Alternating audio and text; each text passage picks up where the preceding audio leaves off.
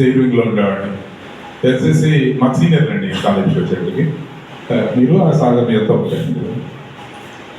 So అంటే ఎందుకంటే ఆ రోజు నుంచి ఏదో చేయాలనేటువంటి కొన్ని ఆలోచనలు ఉండేవి. కాబట్టి ఈరోజు మరి ఇది సమైకాంధ్ర ఉద్యమంలో కలిసి పనిచేసాం. నేను సమైకాంధ్ర పొలిటికల్ జేఏసీకి కృష్ణా జిల్లా కన్వీనర్గా ఉండేవాడిని. ఆయన ఎంప్లాయీస్ అసోసియేషన్ తరఫున పార్టిసిపేట్ చేస్తూ ఉంటే సభ్యులు కలిగినటువంటి అసోసియేషన్కి ప్రధాన కార్యదర్శిగా బాధ్యతలు నిర్వహిస్తూ ఏకగ్రీవంగా ఎన్నికైనటువంటి మిత్రులు సాగర్ గారిని మాట్లాడవలసిందిగా కోరుతా ఉన్నాను. మిత్రులు రామకృష్ణ ప్రసాద్ గారికి, పెద్దలు కృష్ణవంత గారు, బార్ అసోసియేషన్ అధ్యక్షులు చంద్రబాబు గారు,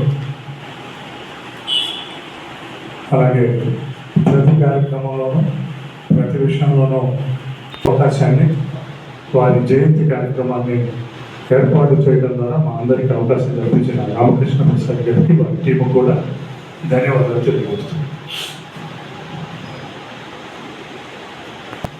ఒక 90 సంవత్సరాల క్రితం వివేకానందుడు ఏం చెప్పాడో అది ఆ రోజు కన్నా ఈ రోజు ఎక్కువ రిలవెంట్ అని నమ్మే వ్యక్తుల్లో నేను.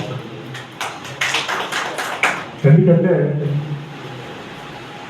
మీరు వరల్డ్ ఎకానమిక్ ఎక్స్పర్ట్స్ని చూస్తే ఇప్పుడు భారతదేశం 2020 నుంచి 2050 మధ్యలో వాళ్ళు చెప్తుందంటే 2030 నుంచి 2050 ఈ 20 సంవత్సరాల్లో ప్రపంచ ఆర్థిక శక్తుల్లో భారతదేశం 1, 2, 3 పొజిషన్లో ఉండబోతుంది అని చెప్తుంది. ఇన్ని శతాబ్దాలు ఎప్పుడు మనకు అవకాశం రావాలి, ఫస్ట్ టైం ఇప్పుడు రాబోతుందని చెప్తున్నారు.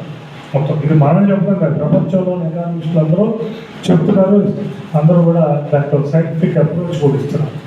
చెప్తూ వాళ్ళ కింద 2 పదాలు రాశారు. మొత్తం రిపోర్ట్ రాస్తూ అందరూ చేస్తూ 2 పదాలు. ఇప్పుడు మనకున్న అడ్వాంటేజెస్ అన్నిటి వల్ల